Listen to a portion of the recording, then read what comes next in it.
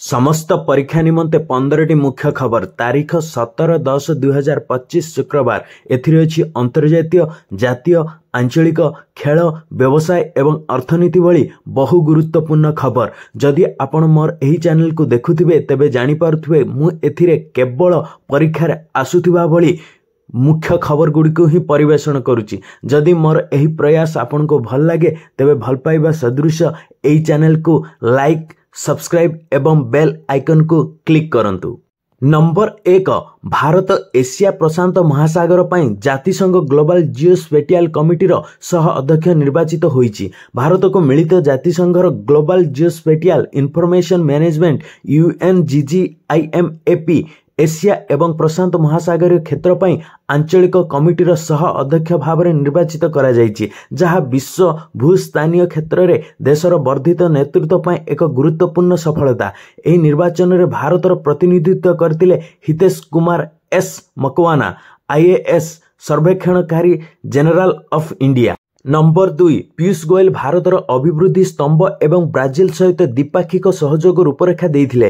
केंद्र वाणिज्य एवं शिल्प मंत्री पीयूष गोयल गुरुवार भारत ब्राजिल व्यवसाय आलोचना रे जोग दे भारतर दृढ़ अर्थनैतिक अभिवृद्धि एवं दुई देश मध्य गभीर रणनैतिक सहभागिता उपर आलोकपात करथिले। एही कार्यक्रम रे ब्राजिल उपराष्ट्रपति जेराल्डो अल्कमिन एवं प्रतिरक्षा मंत्री जोसे मुसियो मोंटोरो फिल्हो जोग देथिले।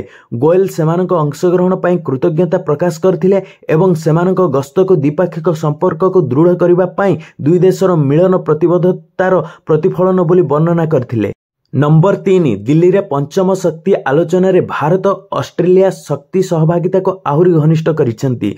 गुरुवार दिन नुआ दिल्ली अनुष्ठित पंचम भारत ऑस्ट्रेलिया शक्ति आलोचना रे भारत एवं ऑस्ट्रेलिया शक्ति सहयोग को सुदृढ़ करबा पई सेमानकर प्रतिबद्धता को दोहराइछंती। एही बैठकर अध्यक्षता शक्ति एवं गृह एवं नगर व्यापार मंत्री मनोहर लाल खट्टर एवं ऑस्ट्रेलिया रो जलवायु परिवर्तन एवं शक्ति मंत्री क्रिस बोवेन करथिले।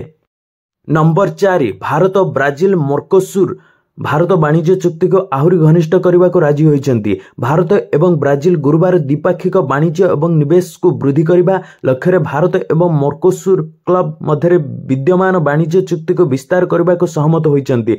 नुआ दिल्ली रे वाणिज्य एवं शिल्प मंत्री पीयूष गोयल एवं ब्राजिल रो उपराष्ट्रपति एवं विकास शिल्प वाणिज्य एवं सेवा मंत्री जेराल्डो अल्कामिन मध्य एक बैठक समय यह चुक्तिनामा होइछि। नंबर 5 भारतीय नौसेना सामुद्रिक क्षेत्र में साइबर सुरक्षा चैलेंज उपर एक सेमिनार आयोजन करथिला।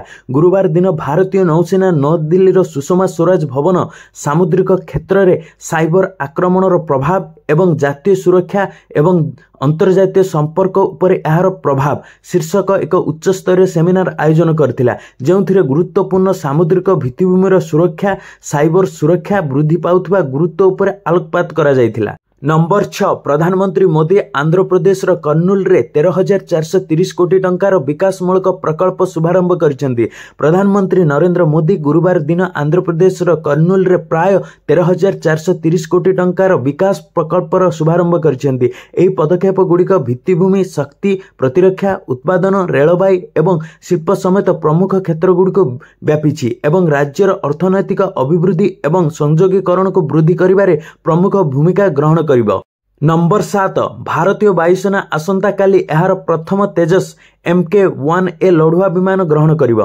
भारतीय वायुसेना IAF गुरुवार दिन एहार प्रथम तेजस MK-1A लड़ुआ विमान ग्रहण करिबो, जहा भारतर स्वदेशी प्रतिरक्षा उत्पादन कार्यक्रम रे एक प्रमुख माइलखुंड। हिंदुस्तान एरोनॉटिक्स लिमिटेड HAL द्वारा निर्मित एही विमान को शुक्रवार दिन प्रतिरक्षा मंत्री राजनाथ सिंह को उपस्थिति रे महाराष्ट्र नासिक रो एक समारोह रे भारतीय वायुसेना को हस्तांतर करा जिवो। नंबर 8 नीति आयोग एवं ISEG सहभागिता सहित ओडिशा स्थायी शक्ति भविष्य को ग्रहण करिबो। एक स्थायी एवं शक्ति दक्ष भविष्य हासिल करने दिगरे एक गुरुत्वपूर्ण पदक्षेप स्वरूप national institute for transforming India NITI Aayog Odisha सरकार एवं institute for sustainability employment and growth ISEG foundation Odisha रे एक परिवर्तनकारी स्वच्छ शक्ति परिवर्तन पदक्षेप रे सहयोग करिबा पई एक इंटेंट स्टेटमेंट SOI स्वाक्षर करिसेंती। नंबर 9 गृह एवं नगर उन्नयन विभाग षष्ठ राज्य अर्थ कमिशन सह आलोचना करथिला।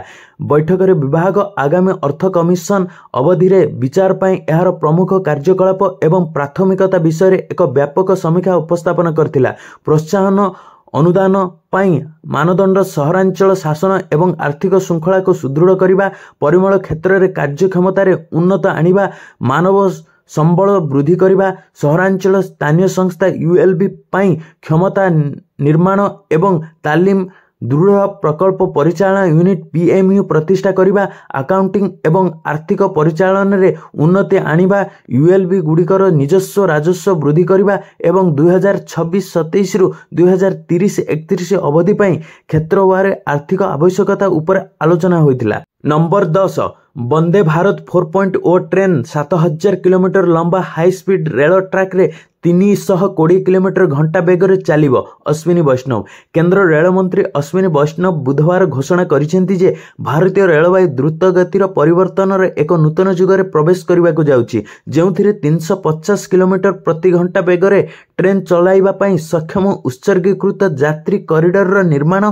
एवं 18 मास मध्य परवर्ती पीढ़ीर वंदे भारत 4.0 ट्रेन चलाइबा पई योजना रही। Number 11 Denmark open badminton Lakshya Sen Satwik Sairaj एवं चिराग प्री क्वार्टर फाइनल रे प्रवेश करचंती। डेनमार्क ओपन बैडमिंटन टूर्नामेंट रे भारतीय स्टार शटलर लक्ष्यसेन एवं शीर्ष पुरुष डबल्स जोड़ी स्वातिक साईराज रंकीरेड्डी एवं चिराग शेट्टी गतकाली वेडेन्स रे प्री क्वार्टर फाइनल रे पहुंची थिले। Number 12 Lakshya Sen Denmark open quarters final रे प्रवेश करचंती। आंडर्स आंटोसेन को परास्त करचंती। बैडमिंटन रे स्टार भारतीय शटलर लक्ष्यसेन वेडेन्स रे चलिथिबा डेनमार्क ओपन पुरुष सिंगल्स क्वार्टर फाइनल रे स्थान सुरक्षित करचंती। से राउंड ऑफ 16 रे घर प्रिय डेनमार्क रो आंडर्स आंटोसेन को 21-13 21-14 आरामदायक स्कोर रे परास्त करचंती। नंबर 13 विश्व क्षुधा सूचकांक 2025 रे भारत 102तम स्थान रे। विश्व स्कोर 5 तले थिबा श्रेष्ठ देश गुड़िक हेले आर्मेनिया, बेलारूस, बोस्निया एवं हर्जिगोविना, बुल्गेरिया, चिली एवं चीन। सोमालिया 123तम सबुठारु तले, दक्षिण सुदान 121तम एवं कोंगो गणतांत्रिक गणराज्य 121तम रे रहिछि। नंबर 14 यूपीआई कारोबार तीव्रतारे तेलंगाना शीर्ष रे। आरबीआई पत्र यूपीआई कारोबार द्रुत गति वृद्धि पाई, विशेषकर कम मूल्यर दैनंदिन पेमेंट रे आरबीआई डॉक्यूमेंट रे फोन पे रु तथ्य व्यवहार करा जायतिला, जहां भारत रे यूपीआई कारोबार परिमाण एवं मूल्यर आधार रु अधिक अटे। तेलंगाना तालिका रे शीर्ष रे अछि, तापरे कर्नाटक, आंध्र प्रदेश, दिल्ली एवं महाराष्ट्र रहिछि। ए राज्य गुड़िक रे सहरांचल केंद्र एवं अर्थनैतिक केंद्र अछि, जहां डिजिटल पेमेंट को उत्साहित करे। यूपीआई रो अभिवृद्धि जीडीपी तुलना रे एटीएम नगद उठाण रे निरंतर ह्रास पई अवदान रखिछि। नंबर 15 अर्थमंत्री बायोनेस्ट इनक्यूबेशन सेंटर रो उद्घाटन करथिले। अर्थमंत्री निर्मला सीतारमण आज संध्यारे आईआईटी धानवाड रे धर्मा बायोनेस्ट इनक्यूबेशन सेंटर रो उद्घाटन करिवे। ए incubation centre biotechnology, deep tech एवं स्वास्थ्य सेवा क्षेत्र रे स्टार्टअप एवं अन्य उद्योगी को समर्थन करिवो। इनक्यूबेशन सेंटर एपर्यंत एलिवेट कर्नाटक योजना रु लाभ पाइथिबा 15टी स्टार्टअप को सहायता करि सारिछि। 50 लाख टंकार सीड मनी प्रदान करिछि। जदि मोर एही प्रयास आपन को भल लागे तेबे भल पाइबा सदृश्य आन एजुकेशन ओडियन चैनल को लाइक, सब्सक्राइब एवं बेल आइकन को क्लिक करंतु।